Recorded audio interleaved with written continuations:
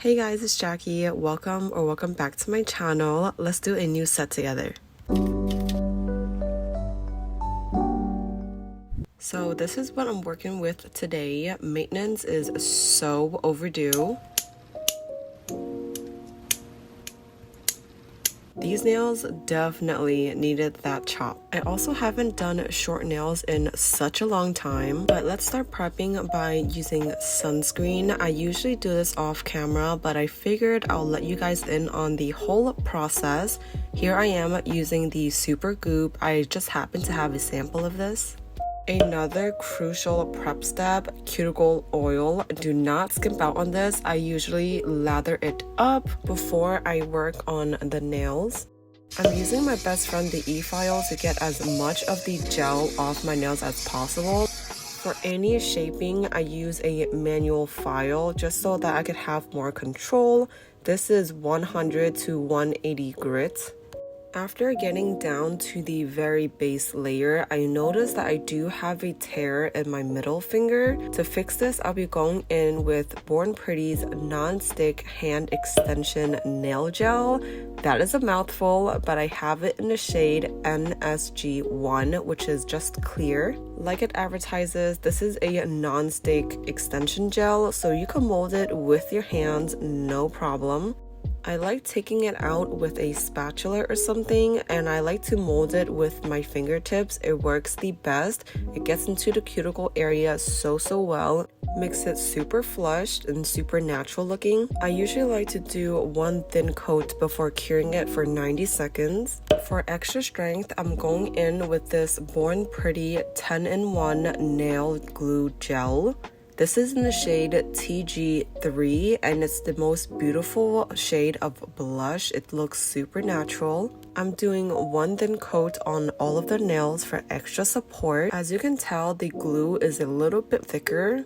I also have a push bottle of acetone nearby for easy cleanups. I just dip my brush in it and I wipe away any gel excess off my cuticles before curing them for 60 seconds.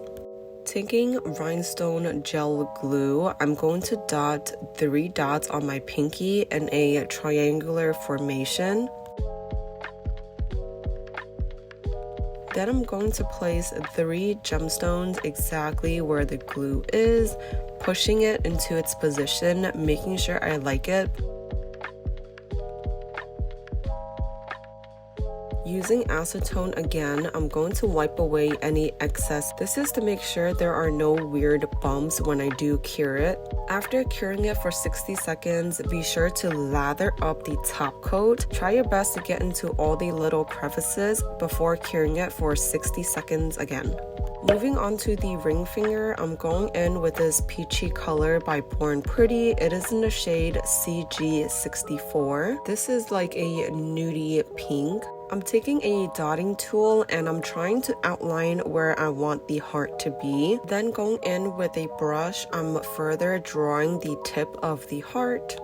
Before filling it in, I know this part is a little hard to see because of the color, but when I do a second coat, it will make more sense. Because this color is so light, I do have to do a second coat. The vision I'm going for is kind of like a 3D heart, so I do layer on quite thick coats before curing each layer for 90 seconds. Now I'm taking top coat on a thin brush and I'm only putting it on top of the heart. Then I'm curing it for only 15 seconds. We don't want to fully cure the top coat. Next, I'm taking my chrome powder and I'm only smudging it on top of the top coat where the heart is. I'm trying to keep it within the outline.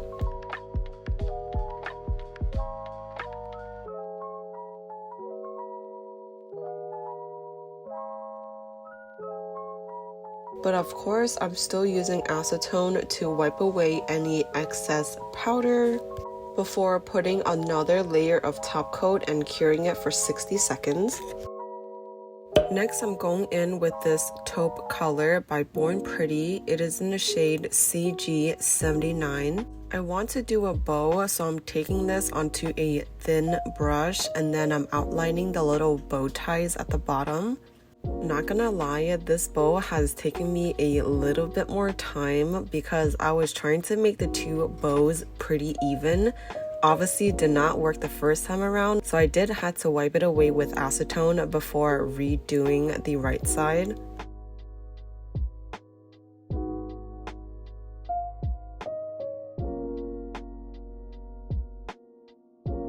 The color is a little light, so I did 2 coats. The second time is much easier. You just kind of trace the outline of the first layer and then cure it for 60 seconds.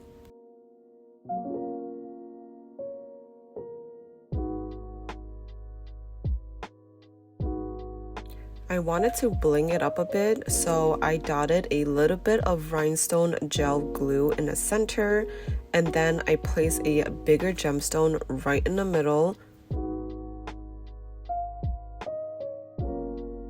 making sure to wipe away any excess before curing it for 60 seconds. Followed by the top coat. I am pretty heavy-handed with top coat, especially when it comes to rhinestones. I want every crevice to be covered.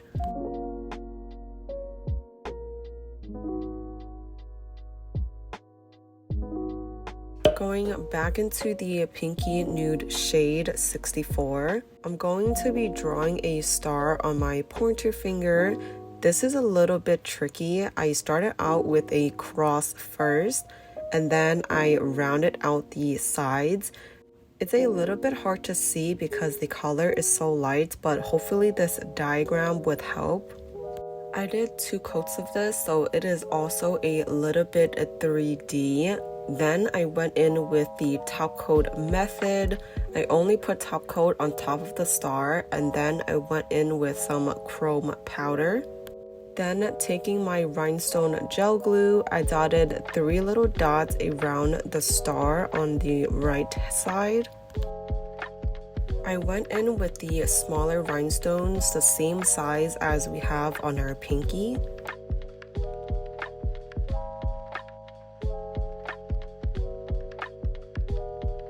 Then of course we have to lather these babies up with top coat before curing everything for 60 seconds.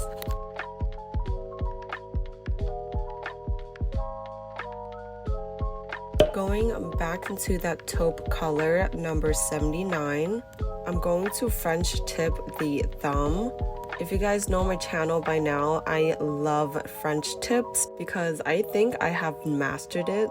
To me, it's so easy to do. But the trick is to go with multiple layers. The first coat is never going to be as sharp and crispy, so you definitely need a second or even a third coat to really outline that curvature and make it look like you got it done from the salon.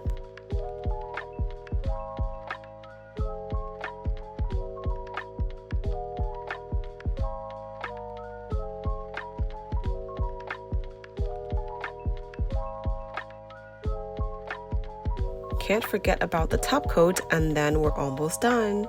We have to take care of our babies with cuticle oil, so I always lather my hands up because they have been through enough. Ta-da! Here is my take on these croquette inspired nails. I feel so girly. I love the bling. Let me know what you guys think. I'll see you in the next one.